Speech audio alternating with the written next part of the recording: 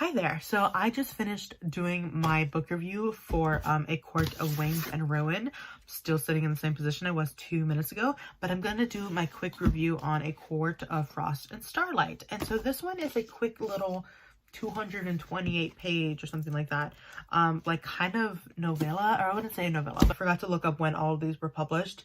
But this book was totally just made to like sell another book, but I did appreciate it. I actually really enjoyed it. I read it in one day, not in one sitting, but I read it in a day. Like, I finished it within 24 hours. Obviously that wouldn't have been hard to do, it's only 200 pages, but I finished it in one day. So the few things that I had to say about this book, I really liked seeing everybody's individual thoughts in their own POV.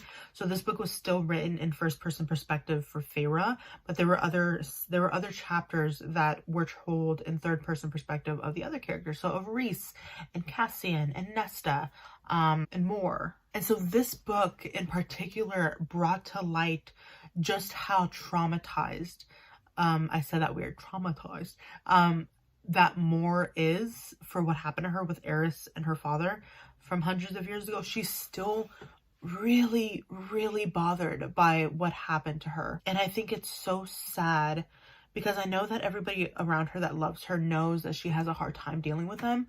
But I don't think she's let on just how much they still bother her, because she was talking about how she was sitting at a table with them, with Eris, and she would have like flashbacks at the table, and she would like kind of zone out and not even listen to what was happening in the meeting because she was like just not even there. And so I thought that was really sad, and what also really just, like, makes me wish that she finds somebody soon, because I want her to like have somebody there for her, and I want a relationship like Feyre and Rhysand for Mor and like whatever woman that she finds. I just really want her to have that support, because I know that she has the support from her friends and her cousin, but I really want somebody to help her when she, you know, has her nightmares, because I'm sure she does. And I was saying this in my last video, but I just really want her to have more intimate support by somebody, because I don't think she lets on just how much, you know, she's still really traumatized by what happened to her. And then I wrote, so on page 71, Tamlin is going to be alone for the solstice, but he invited Lucien to his house, to the spring court. I'm like, this just furthers my theory that his true anger towards Feyre isn't completely and only about her, but also that she turned his best friend against him. Maybe not completely, but enough that he fled the spring court with her. I stand by that. So on page 90, Lucien is still with Tamlin at the spring court, and nobody is in the manor. There's no servants, just the two of them.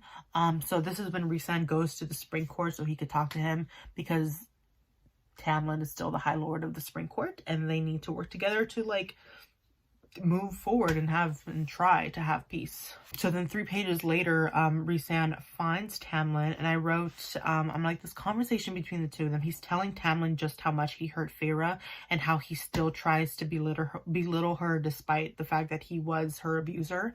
I'm like, I don't have a lot of sympathy for Tamlin. I'm like, he's a grown man and made a lot of wrong decisions that he still has not apologized for, or at least not fully. I'm like, there's certain lines that you don't cross once you know somebody's boundaries, and he crossed that line several times with Feyre. The last one being when he locked her up in that house, and Lucien didn't do anything about it. Tamlin didn't let up on it. He didn't even fight back after Rhysand let him have it. So I think that he knows. So Rhysand like went in on Tamlin and was like, how dare you, you know, do all this to her? You've traumatized her. You've like hurt her in ways you can't even imagine. And obviously Rhysand is pissed and hates this guy, because probably hates him more than Feyre does, maybe because like he hurt his mate. But I think that Tamlin knows he's wrong, even if he doesn't really want to admit it. So he's just kind of angry and depressed and just sitting there and like having a pity party, which he needs to get over. But yeah, that's where Tamlin's at right now. And then I thought it was really funny on page 99 when, so this book is around the winter solstice, which is Feyre's birthday. And I thought it was really cute that this book was kind of like, it slowed down things a little bit. I think it was actually very essential for this upcoming book, like in terms of some context, because I did read the first chapter. That book definitely, this one definitely provided a little bit more context for the beginning of that book. But I thought it was really funny that Azriel took the holiday decorations very seriously and started putting up everything himself. And I thought that it was absolutely hilarious. I found a fan art of this. I'll put it here and like link where I found it. But on page 170, when Cassian, Rhysand, and Azriel are all having a snowball fight. They're like 500-year-old warriors having a snowball fight with forts and everything because they're children. I thought that was adorable. And then so on page 175, we are celebrating Feyre's birthday, and I thought it was really cute because Elaine had her cake tiered to represent her paintings on the shared dresser that her and her sisters had when they were living with their dad. And then she put her at the bottom because Feyre was always the foundation of their family, and so Elaine wanted to represent that by putting it at the bottom of the cake. I thought that was sweet. And then on page 184, 185, they're actually exchanging gifts. And so Feyre gifted them paintings. And I was actually hoping that she was going to do this. I was really counting on the fact that she was going to whip out her paints and all that and actually make something for them. And she did. I don't know what it is that she made more Azriel and Cassian. I don't think she talked about that. But she gave Rhys her first painting that she made after the war. And it was a self-portrait of what she saw in the mirror when she had to face it. And I thought it was really sweet because he was like so touched by it and was like, even it was like getting emotional. I was like, that's so nice. Oh, and I thought Elaine's gift to Azriel was really cute. I really want to know more about the relationship. Their relationship is the exact opposite of Nesta and Cassian.